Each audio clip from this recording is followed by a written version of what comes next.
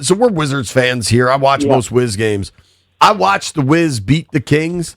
That Kings team, I'm not trying to be hyperbolic. That appears to be one of the worst NBA teams I've ever seen. They're doing an unbelievable job at losing right now. They've lost 14 in a row. It's the most that they've lost since the 70s when they weren't even the Sacramento Kings. They were back then the Cincinnati Royals. So they're really doing a fine job now of like hard nosedive into this tank.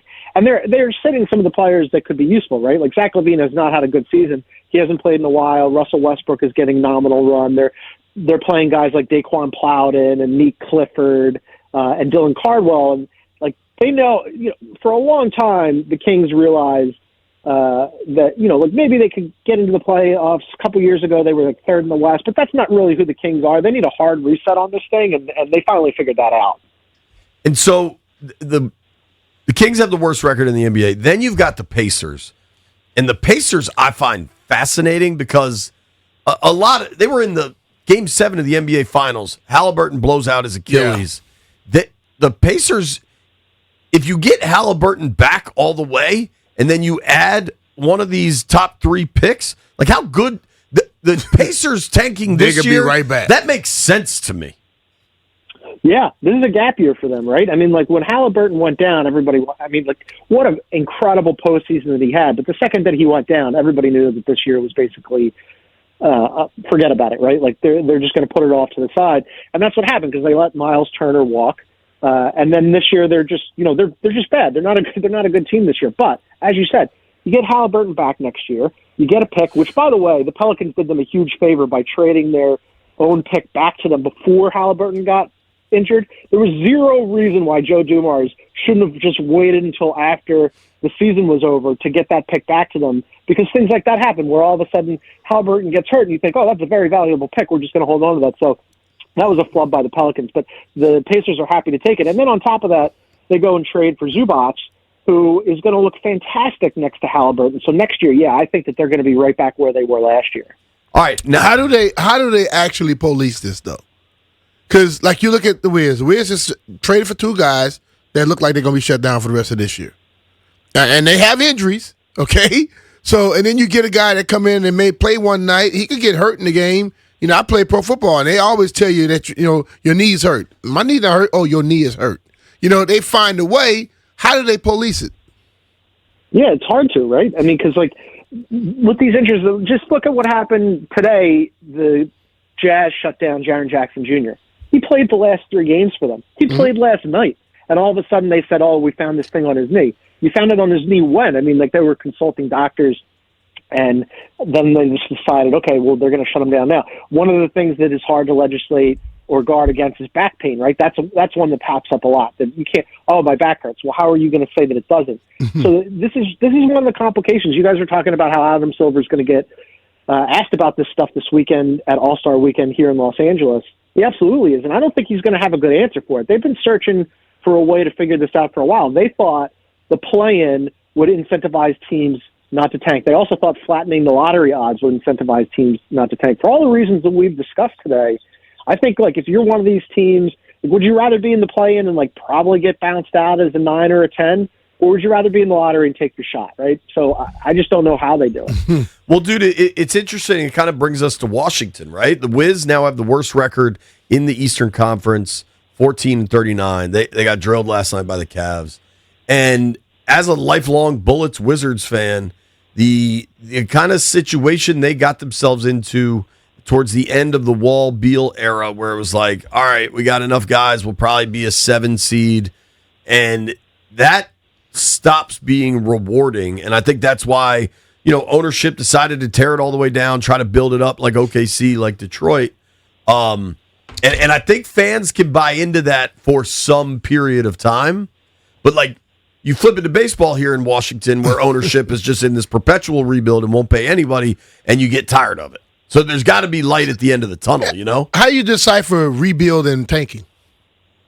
Yeah, I get it. Right?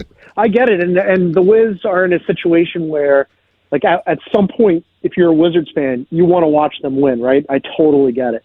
I thought the path that they were on here with some of these young players, there's some really nice young pieces on that team. Like, I like Alex Sarr. I like Keyshawn, George. I like Bilal Coulibaly. Bob, I think, is underrated. There's Trey could be something. Like, they're on a path where, like, you've got some nice young pieces, but it takes time.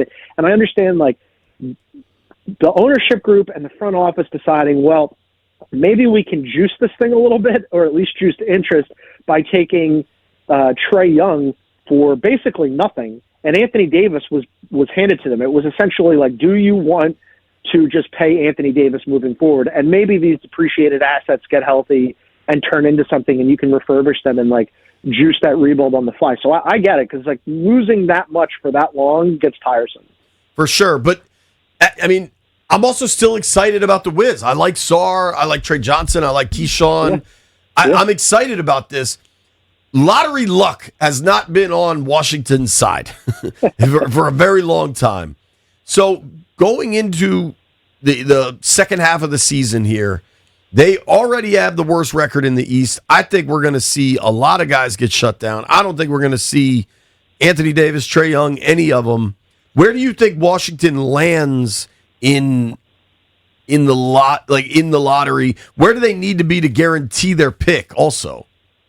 Well, it's top 8 protected, so in order to absolutely guarantee it, they have to finish bottom 4. But if they finish bottom 6, it's like a 97% chance, I'm pretty sure, of keeping it. So anywhere from 6 down, and you're feeling pretty good about it. 7 and 8 starts to get a little dicey. But as you mentioned, I mean, they're already hard tanking. You haven't seen Trey Young. You're not going to see. I seriously doubt you're going to see Anthony Davis, even if he wanted to play. The guy hasn't been available anyway, so you might as well just shut him down too. And then, as you said, there's these other players that all of a sudden, my back hurts, I got a knee thing, whatever. I'd be shocked if the Wiz doesn't keep their pick, because the last thing they want to do is ship a top 8 protected pick to the Knicks. So if I was a Wiz fan, I understand, like, a little bit of trepidation there, but I think you're more likely than not, vastly more likely than not, to keep that pick. Dude, if you're so top 4 is how they absolutely lock it in 100%. Yeah. It's got to be top 4, because the way the Wizards' luck has gone, if it is 97% certain, the other 3 will hit. So keep it top 4. Looking at this draft, is Peterson, the kid from Kansas, is he the clear number 1? I don't know who the clear number 1 is, because I spent all my time watching professional basketball, but I do talk to our college basketball analysts, and the 3 guys that you're talking about, Peterson, DeBanza, and Boozer, it's some combination there, right? But Peterson looks amazing. I think if you're any of the lottery teams, or for you guys, the Wizards, if you get any of those 3, you're feeling good, right? And ultimately, it's a crapshoot, because they're college kids, and it's hard. It's hard. You can get little glimpses of who you think is going to be, but the NBA game is vastly different. I mean, college game is slower, and there are coaches who have constraints and systems that they use, and you don't see that their full potential of what they can be in the professional ranks until they get there. But if you got any of those 3 guys, I think you'd be feeling really good about it. Question: how good is the other twin, the other Boozer twin? Yeah, great question. I haven't. Again, I spend all my time watching professional basketball. So, okay, we'll find that out. Yeah, for a college basketball analyst. Because I know at one point they were talking about both of them, and all of a sudden they just start talking about one. My thing with Peterson, this dude appears to be doing load management in college. That would give me a little bit of pause. Yeah, I'm saving my energy for the pros. $75 million. John, one more with the Wiz. Did you call AD street clothes in your column? Did I read that right? Is that his nickname? I did call him that in my column. I can't take credit for that. That is one of his many nicknames, along with AD being day-to-day, Anthony Day-to-Day Davis. That's been his bag, right? I mean, he's played 20 games this season. With the Mavericks, he could have played a possible 79 games. Out of those possible 79 games, he only played 29 games, right? Over the last decade, he's played 65 games or more just 3 times. So he's an incredible talent, right? A couple years ago, and this is why I get why the Wiz traded for him, right? Because if you can get Anthony Davis back on the floor, a couple years ago, we're only a couple years removed from this guy being second-team All-NBA and first-team All-Defense. He's an unbelievable talent. You just got to get him on the floor. So here's my question. I think with the Wizards, you can clearly see the logic of the moves with Trae Young and Anthony Davis. They got both of them really without giving much up. And both those guys are extreme talents. I like the young pieces in place. I don't know that there's a superstar, but maybe one guy takes in more of a step. So I can understand it. I'm asking you as an NBA expert, do you think it'll work? Yeah, great question. I mean, I understand. Yeah, I'm with you. I think when people look at what they've done, everybody says they get it. I get it. You get it. Will it work? Great question. That's a different question. I'm pretty high on Sarr. I think he's going to be he already is a good player. I think with a couple years more maturity, you've got something really talented on your hand.